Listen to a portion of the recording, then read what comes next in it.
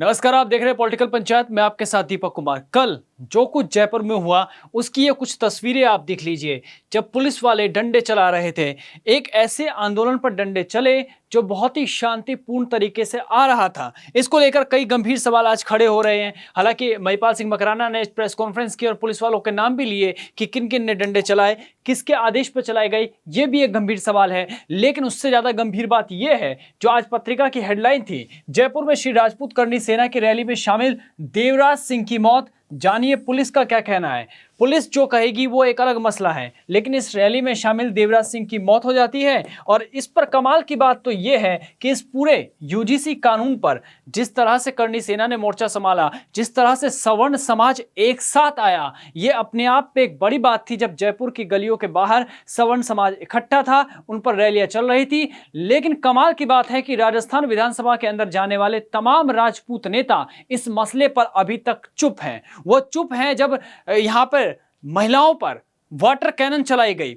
अब आपको बताते हैं विधानसभा में कितने राजपूत नेता हैं और किसने क्या कुछ कहा। नाम शुरू से लेंगे। निर्दलीय विधायक भी हैं, बीजेपी के भी हैं और कांग्रेस भी हैं। ये सिर्फ राजपूत है, मैं ब्राह्मणों की बात नहीं कर रहा इसमें। शिव से हैं रविंदर सिंह भाटी, कोलायत से हैं अंशुमान सिंह भाटी, बीकानेर से सिद्धि कुमारी, शेरगढ़ से बाबू सिंह राठौर, लोहावट से गजेंद्र सिंह खिवसर, छोटू सिंह भाटी, हमीर सिंह भायल, समीरजीत सिंह, पुष्पेंद्र सिंह, विश्वेंद्र सिंह मेवाड़, सुरेंद्र सिंह राठौर, राज्यवर्धन सिंह राठौर जो खुद मंत्री हैं, चंद्रभान सिंह आख्या, दिया कुमारी जो उप मुख्यमंत्री हैं, कल्पना देवी, मनोज सिंह, वीरेंद्र सिंह कनावत, देवी सिंह शेखावत और विक्रम सिंह जाखल। ये तमाम वो नेता हैं जो राजपूत समुदाय से आते हैं, जो भी विधानसभा के अंदर हैं और जो इस पूरे मसले पर इनमें से आधे से ज्यादा खामोश थे। एक गंभीर सवाल इसलिए भी क्योंकि मैंने आज सुबह जब वीडियो बताई तो मैंने आपको बताया था कि कैसे वसुंधरा राजे की सरकार में भी ऐसा ही कुछ हुआ था, जब राजपूत समाज नाराज हुआ था और बीजेपी सत्ता से चली गई थी। कुछ ऐसा ही इस बार भी होता हुआ नजर आ रहा है, क्योंकि आने वाले समय में नगर निगम और पंचायत के चुनाव हैं और विधानसभा चुनाव से पहले नगर निगम और पंचायत के चुनाव सेमीफाइनल की तरह माने जा रहे हैं। वजह इसलिए क्योंकि इस चुनाव में पहले ही बहुत देरी हो चुकी है और जब पूरे राज्य में एक साथ चुनाव होंगे तो जाहिर सी बात है कि वहां पर एक वोट बैंक देखने को मिलेगा कि कौन सी जाति के समीकरण किस तरह से साधे जा रहे हैं। अब इस पूरे मसले पर जो कल कुछ हुआ, जो भी प्रकरण, उस पर देखिए कि किसने क्या बात लिखी। इस पूरे मसले पर जब महिपाल सिंह मकराना लड़ रहे थे, पुलिस वालों के सामने खड़े थे, हाथ में संविधान था और गीता थी जैसा कि उनका दावा है। इसके बाद रविंदर सिंह भाटी ने ट्वीट किया, श्री राजपूत करनी सेना के नेतृत्व में अपनी जायज मांगों को लेकर जयपुर में शांतिपूर्ण प्रदर्शन कर रहे लोगों पर प्रशासन द्वारा लाठीचार्ज किए जाना अत्यंत निंदनीय है। असहमति की आवाज का समाधान बल प्रयोग से नहीं बल्कि संवाद और संवेदनशीलता से होनी चाहिए। रविंदर सिंह भाटी ने अपनी आवाज उठाई। इसके बाद आवाज उठाई प्रताप सिंह खचरी आवाज से, जो खुद एक राजपूत नेता हैं। हालांकि अभी वो विधायक नहीं है, लेकिन एक राजपूत नेता होने के नाते जब इन तक ये खबर पहुंची थी कि महिलाओं पर हमला हुआ है, बच्चों पर हमला हुआ है, तो इनके दिल से आवाज उठी और उन्होंने आवाज उठाई। प्रशासन की जो प्रशासन ने किया है उसको लेकर सवाल उठाए। यूजीसी कानून पर बाद में आएंगे कि किसने क्या बोला क्या नहीं बोला, लेकिन कल के मसले को आप यहां पे ध्यान दीजिएगा। अब आगे बढ़ते हैं। 3 तारीख का दिन था, सोमवार का, जिस दिन शिव जी की पूजा होनी थी, और उस दिन अंशुमान सिंह भाटी लगे हुए थे भक्ति में, भजनलाल शर्मा के ट्वीट को रीट्वीट करने में, बाबू सिंह राठौड़ जो लगे हुए थे क्या करने में, ग्लोबल पीस फाउंडेशन के चेयरमैन आदरणीय मेघराज सिंह जी रॉयल को जन्मदिन की हार्दिक बधाइयां देने में। मतलब कितना बड़ा काम है, आप सोचिए। ठीक है, सिद्धि कुमारी ये लगता है कि ट्विटर पर एक्टिवेट ही नहीं है। 22 अप्रैल की आखिरी अपडेट है, जब भजनलाल शर्मा ने कुछ ट्वीट किया था उसको इन्होंने रीपोस्ट किया है। इसके अलावा बाकी सब चीजों पर इन लोगों की चुप्पी साफ नजर आती है और ये चुप्पी इस बार समाज भी जरूर देख रहा होगा। आप उसके बाद देखिए, माननीय मंत्री गजेंद्र सिंह खिवसर जी क्या कर रहे हैं। E20 पेट्रोल जो कि केंद्र सरकार का काम है, शिव जी की भक्ति में अच्छी बात है। भजनलाल शर्मा, छोटू सिंह भाटी महादेव के प्रिय सावन सोमवार की हार्दिक बधाई और शुभकामनाएं देने में लगे हुए हैं। ग्लासगो में जो आयोजित हुआ और भारत को प्रतिनिधित्व मिलेगा उसकी बधाइयां दे रहे हैं।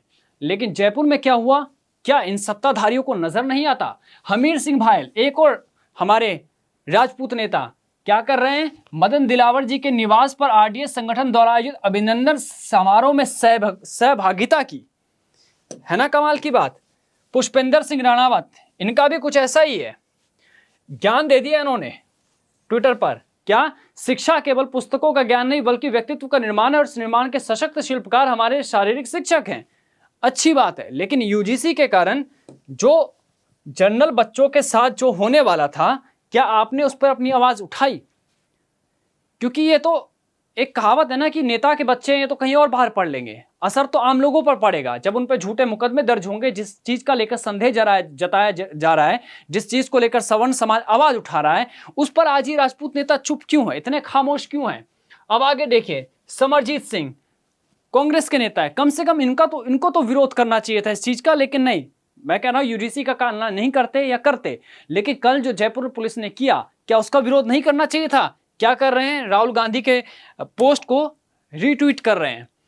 विश्वराज सिंह मेवाड़, इन्होंने क्या किया? भजनलाल जी शर्मा का स्वागत किया। सुरेंद्र सिंह राठौड़, इन्होंने क्या किया? भजनलाल शर्मा जी के जो लोकार्पण हुआ है उसमें सहभागिता दिखाई। और महान हमारे राज्यवर्धन सिंह राठौड़, रीलबाज नेता एक तरह से कह सकते हैं इन्हें, क्योंकि अभी रील के मामले में रविंदर सिंह भाटी के बाद इन्हीं के फॉलोअर्स सबसे ज्यादा नजर आते हैं। लेकिन जिस झोटवाड़ा विधानसभा से आते हैं वहां की जनता का हाल क्या है, यह भी मैं आपको जल्दी बताऊंगा, हो सके तो कल ही बताऊंगा कि यहां पर क्या चल रहा है। इनका भी कोई ट्वीट नहीं, जयपुर में ही थे जबकि, या फिर जयपुर में ही होंगे। इसके बाद है दिया कुमारी, अपने कार्यक्रमों में व्यस्त है उप मुख्यमंत्री। चंद्रभान सिंह क्या, ये भी शिव जी की भक्ति में लगे हुए हैं और चित्तौड़गढ़ में जो है सहभागिता चुनावी रणनीति को लेकर, बूथ समीकरण को लेकर बैठ के कर रहे हैं। इसके बाद है हमारे कल्पना देवी, ये भी हरियाली की ओर एक कदम में लगी हुई हैं। मनोज न्यांगली, इन्होंने आवाज उठाई, इन्होंने ट्वीट किया, राजपूत करनी सेना के नेतृत्व में अपनी जायज मांगों को लेकर जयपुर में शांतिपूर्ण प्रदर्शन करे लोगों पर प्रशासन द्वारा लाठीचार्ज करना अत्यंत ही निंदनीय है। इन्होंने भी वही बात लिखी कि बल्कि संवाद और संवेदनशीलता से बात होनी चाहिए थी, जो कि कल देखने को कहीं ना कहीं नहीं मिली। एक गंभीर सवाल यहां पर यही उठता है कि जब शांतिपूर्ण तरीके से प्रदर्शन चल रहा था, 600 किलोमीटर यात्रा करके एक व्यक्ति ज्ञापन देने ही तो आ रहा था, फिर आखिर इतना बल प्रयोग करने की कोशिश क्यों की गई? 600 किलोमीटर में किसी भी नेता ने उनसे बातचीत करने की कोशिश क्यों नहीं की? किसी भी प्रशासनिक लोगों ने उनसे बातचीत करने की कोशिश क्यों नहीं की? ये गंभीर सवाल इसलिए अब उठ रहे हैं क्योंकि आप अगर पिछले कुछ आंदोलनों को देखें तो भजनलाल शर्मा की सरकार उसको टैकल करने में कहीं ना कहीं थोड़ा सा विफल जरूर नजर आती है। चाहे भैरवनाथ धाम को देख ले, साधु संत नाराज हुए, इतना कुछ बवाल हुआ, आखिरकार रिको को अपना सब कुछ वापस लेना पड़ा। इसके बाद चाहे आप गुर्जर और मीणा की अभी जो लड़ाई चल रही थी, पांचवा विवाद को देख ले, कितनी देरी कर दी उसके अंदर, जब दो समुदाय की खाई बंटने लग गई थी तब जाके मंत्रियों को भेजा गया, जबकि इस मसले को आराम से सुलझाया जा सकता था, एक मंच पर तमाम नेताओं को लाकर बात की जा सकती थी। और यह गुस्सा कहीं ना कहीं पंचायत और निकाय चुनाव में देखने को मिलेगा। तो अभी तक आपने जिनको देखा वो सारे के सारे राजपूत नेता थे, उसमें रविंदर सिंह भाटी और प्रताप सिंह खाचरियावास को के अलावा देखा जाए तो किसी ने भी कोई बड़ा ट्वीट नहीं किया। इसके अलावा आप जो भी ये तस्वीर देख रहे हैं, इनमें वो सारे ब्राह्मण नेता हैं जो सवर्ण समाज से आते हैं, खुद मुख्यमंत्री भजनलाल शर्मा भी हैं।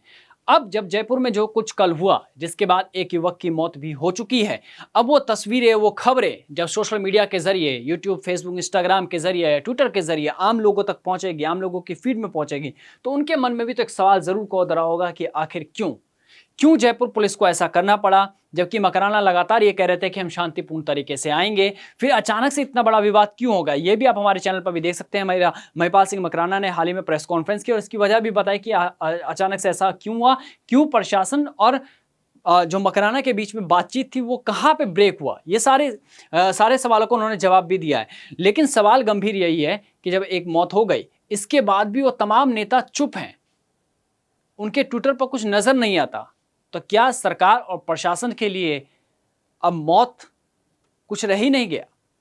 क्योंकि हमने देखा है अभी बांसवाड़ा, डूंगरपुर या फिर आदिवासी अंचल की बात करें या बीकानेर की बात करें, जिस तरह से प्रसूताओं की मौत हुई और उसके बाद स्वास्थ्य मंत्री के जिस तरह के जवाब आए हैं, उससे प्रशासन ही नहीं, जनता के मन में भी गुस्सा है। और यह गुस्सा इस बार कहीं ना कहीं पंचायत चुनाव, निकाय चुनाव में देखने को मिलेगा। और मैं फिर कह रहा हूं कि भजनलाल शर्मा जी, वसुंधरा राजे वाली गलती ना दोहराइए, क्योंकि पिछली बार भी ऐसा ही हुआ था जब राजपूत समाज नाराज हुआ था और सत्ता से बीजेपी को बाहर होना पड़ा था। और इस बार भी कहीं ना कहीं ऐसा ही कुछ नजर आ रहा है। इस बार सिर्फ राजपूत समाज ही नहीं, सवर्ण समाज भी आपसे नाराज चल रहा है, शिक्षक वर्ग भी आपसे नाराज चल रहा है, छात्र भी आपसे नाराज चल रहे हैं।